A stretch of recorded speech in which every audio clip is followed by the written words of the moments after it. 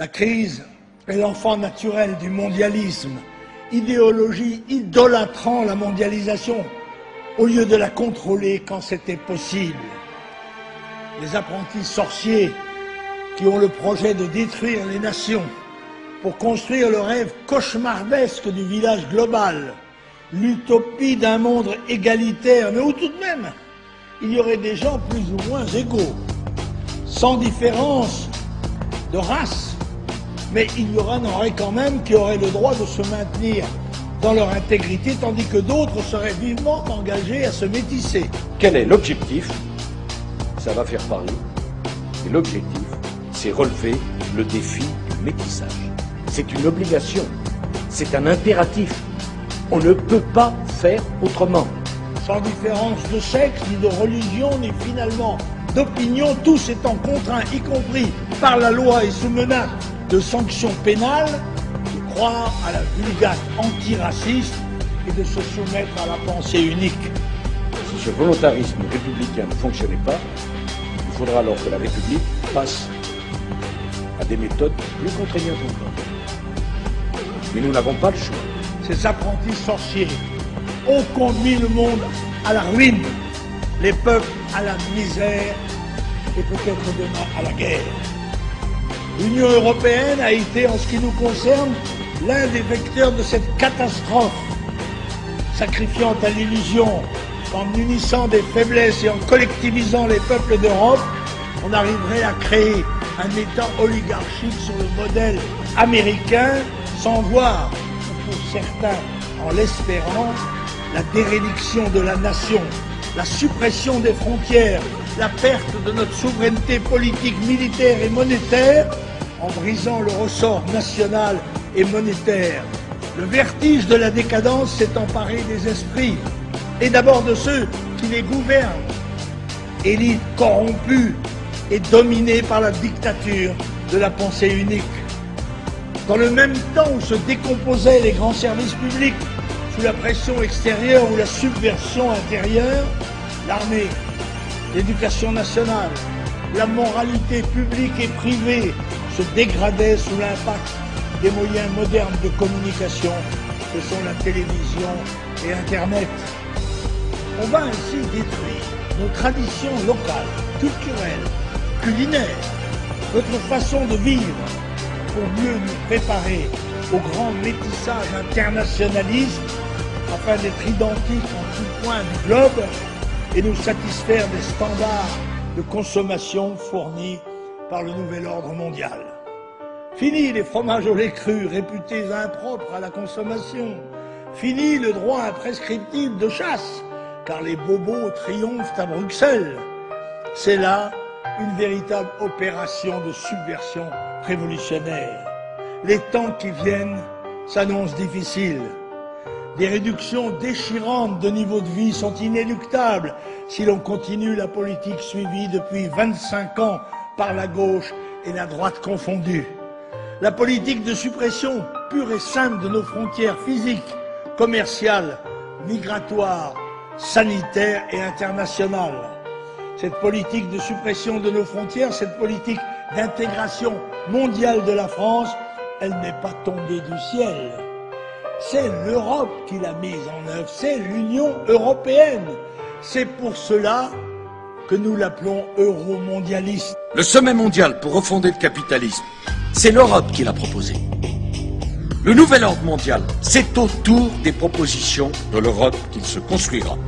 Cette politique qui a fait les preuves de sa nocivité, de sa dangerosité, les Français l'ont refusée le 29 mars 2005 en disant massivement non au référendum sur la Constitution européenne, alors que l'immense majorité des politiciens appelaient contre nous à voter oui. La société de consommation et de loisirs a explosé. La recherche de nouveaux marchés a poussé à la mondialisation des économies qui s'est accélérée sous l'impulsion des multinationales. Il fallait donc démanteler les frontières économiques pour augmenter la satisfaction des besoins, pour abêtir les peuples par la publicité et le nivellement par le bas au service exclusif des spéculateurs internationaux. la classe politique a défendu et promu cette Europe monde, ouverte à tous les vents du dumping monétaire, fiscal et social des pays à bas coût de travail.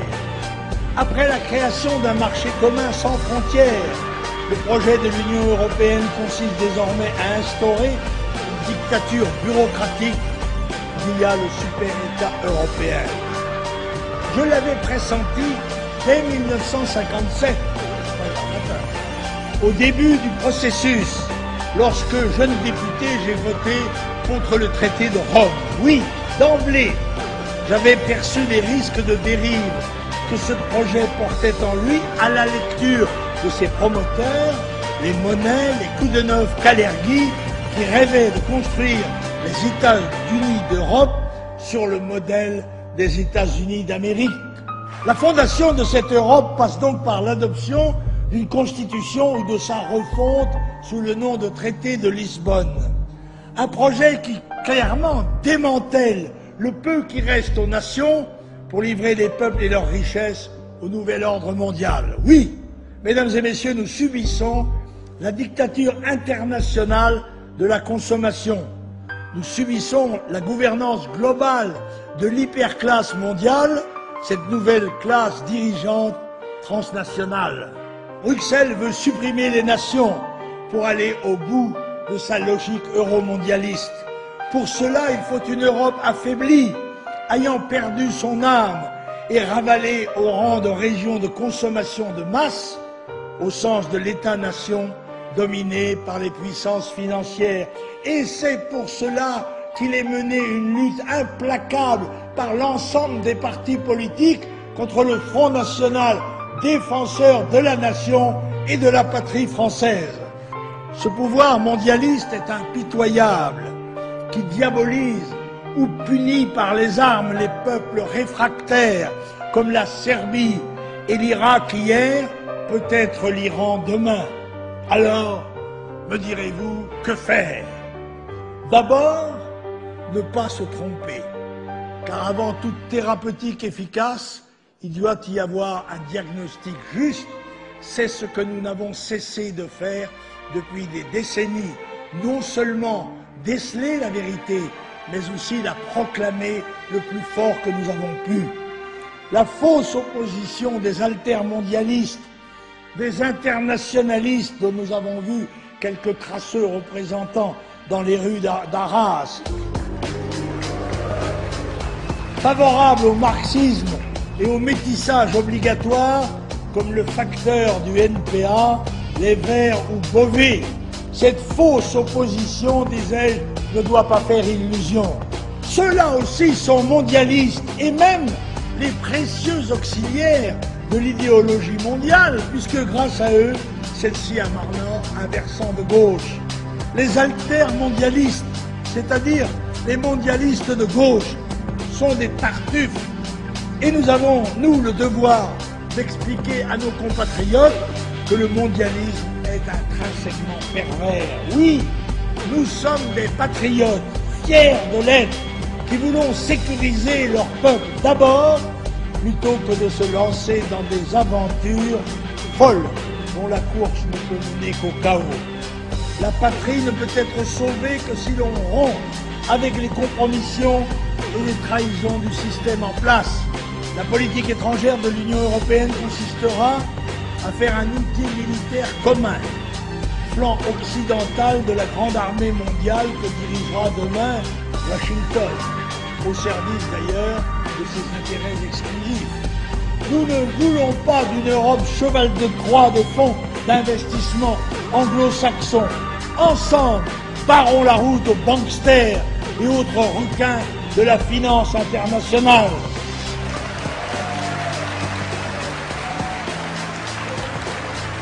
Nous ne voulons pas d'une Europe vassalisée, soumise à la volonté de puissance mondiale des États-Unis d'Amérique.